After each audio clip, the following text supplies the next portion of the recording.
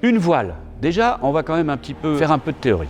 Pour qu'une voile soit efficace, il ne faut pas que le vent pousse, il faut que le vent glisse. C'est pour ça qu'elle a une forme, c'est pour ça qu'elle a un creux, et c'est pour ça que l'ensemble de tous ces paramètres de creux, de déformation est très très important. Et ça fait des siècles qu'on essaye de maîtriser les formes. Jusque-là, on mettait des tissus comme ça. C'était super costaud, elles le sont, en traction, en compression, mais elles n'aiment pas du tout se frotter les unes aux autres. Pourquoi pas, éventuellement, commencer à les mettre les unes parallèles aux autres. Plutôt que d'avoir un plancher tout plat, en fait, je vais déformer mon plancher à la forme idéale de ma voile. Et puis enfin, il y a une partie encore moins visible qui est la partie structurelle de comment nous on répartit les fibres dans les voiles afin de mettre plus de charge dans les voiles qu'auparavant. Voilà, une voile, elle a une surface, une forme. Ouais. Elle va avoir un panel d'utilisation idéal dans une certaine force de vent et un certain angle de vent.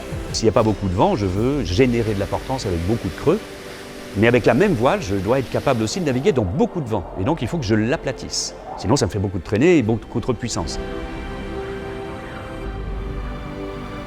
Et c'est le côté passionnant, l'un des côtés passionnants de la marine à voile, c'est de travailler le profil d'une voile.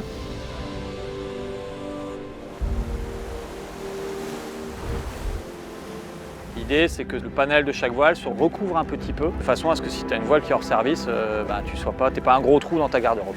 On a essayé avec Charal d'imaginer le plan de voilure avec le plan de pont, évidemment. On commence à parler voiles dès les premiers coups de crayon.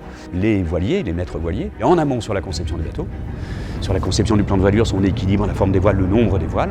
Et puis il attend et il reçoit en permanence des informations en retour, évidemment. À chaque fois qu'il y a eu ou un problème ou pas, d'ailleurs, parce qu'on ne revient pas chez le maître voilier qu'avec des voiles cassées. C'est intéressant qu'on revienne avec des voiles qui ont gagné. On est à l'origine des projets, donc on est sollicité dès le départ, au même titre que les archis, pour imaginer le plan de voilure et du coup on vient aider les cabinets d'architectes à créer le bateau et créer le plan de voilure. Tout ce qu'on réalise au sein du bureau de dessin en termes de conception, réflexion, imagination pour concevoir de nouvelles choses, s'appuie sur des retours de navigants. Notre meilleur instrument de mesure, c'est le skipper, son retour, ses sensations. Le Vendée Globe, c'est justement le laboratoire H24 sur lequel on a des coups de lune et des coups de soleil en permanence pendant une centaine de jours, un peu moins aujourd'hui. Il n'y a pas d'autre bateau à voile qui a l'occasion de naviguer aussi longtemps, nuit et jour, avec des efforts en permanence sur les voiles. Ce que vont apprendre, grâce aux marins d'ailleurs, les voiliers, les maîtres voiliers, va normalement avoir des répercussions immédiates. Mais par contre, il est clair que toutes nos voiles qui partent sur le Vendée Globe, elles partent pour finir le Vendée Globe.